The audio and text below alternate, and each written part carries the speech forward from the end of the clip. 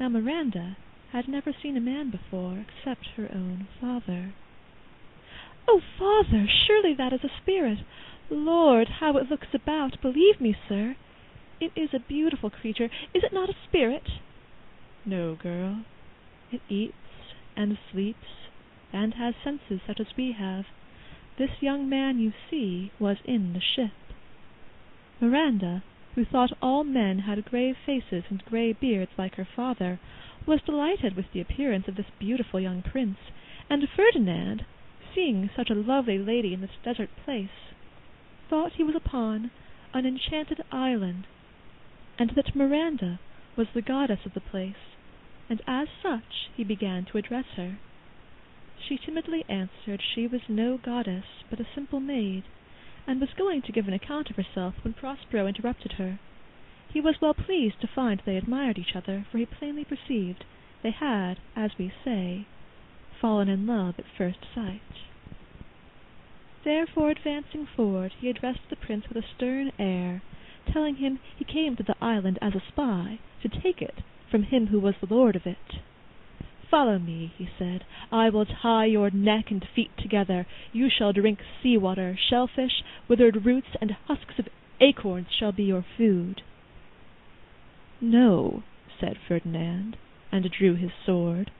But Prospero, waving his magic wand, fixed him to the spot where he stood, so that he had no power to move. "Come on, young man," said Prospero to the prince.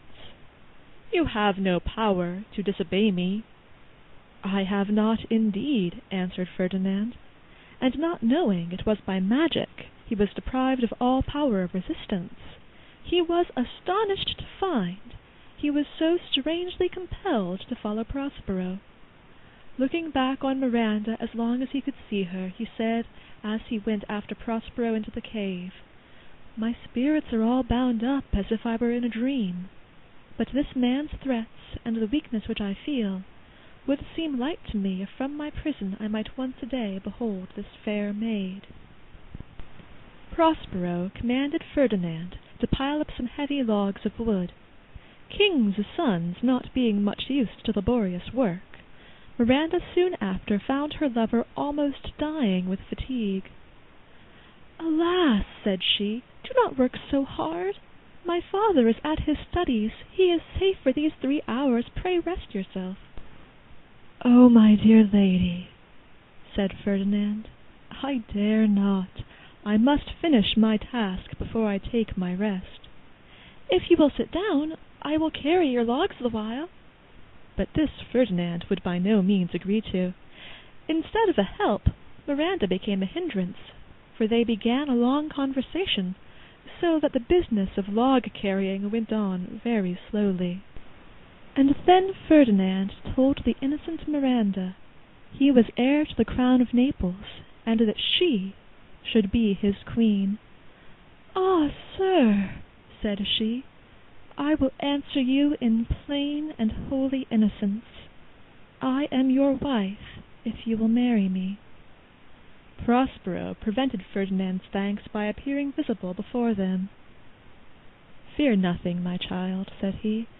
"I have overheard and approve of all you have said, and Ferdinand, if I have too severely used you, I will make you rich amends by giving you my daughter."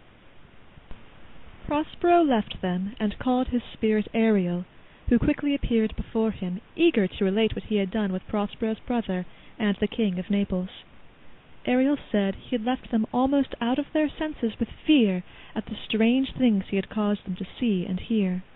When fatigued with wandering about and famished for want of food, he had suddenly set before them a delicious banquet, and then, just as they were going to eat, he appeared visible before them in the shape of a harpy, a voracious monster with wings, and the feast vanished away. Then, to their utter amazement, this seeming harpy spoke to them, reminding them of their cruelty in driving Prospero from his dukedom, and leaving him and his infant daughter to perish in the sea, saying that for this cause these terrors were suffered to afflict them. The king of Naples and Antonio, the false brother, repented the injustice they had done to Prospero, and Ariel told his master he was certain their penitence was sincere, and that he, though a spirit, could not but pity them. "Then bring them hither, Ariel," said Prospero. "If you, who are but a spirit, feel for their distress, shall not I, who am a human being like themselves, have compassion on them? Bring them quickly, my dainty Ariel." Ariel soon returned with the king, Antonio, and old Gonzalo in their train. Grief and terror had so stupefied their senses that they did not know Prospero.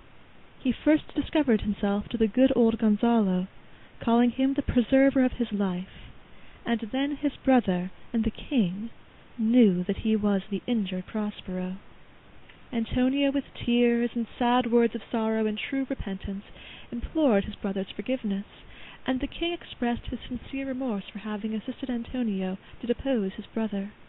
And Prospero forgave them, and, upon their engaging to restore his victim, he said to the King of Naples, "I have a gift in store for you too," and opening a door showed him his son Ferdinand playing at chess with Miranda. "Oh, wonder!" said Miranda. "What noble creatures these are! It must surely be a brave world that has such people in it."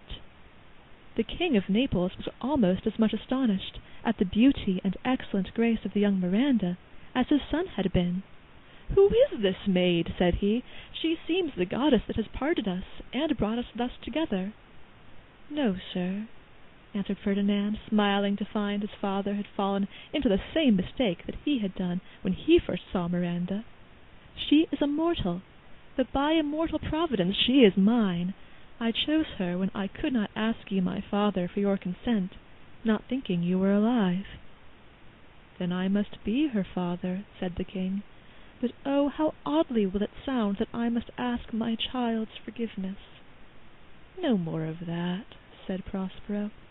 "Let us not remember our troubles past, since they so happily have ended." Prospero now told them that their ship was safe in the harbor, and the sailors all on board her, and that he and his daughter would accompany them home the next morning. Before Prospero left the island, he dismissed Ariel from his service, to the great joy of that lively little spirit. Here Ariel sung this pretty song: "Where the bee sucks, there suck I, in cowslip's bell I lie, there I couch when owls do cry, on the bat's back do I fly, after summer merrily, merrily, merrily shall I live now, under the blossom that hangs on the bough." Prospero then buried deep in the earth his magical books and wand, for he was resolved never more to make use of the magic art.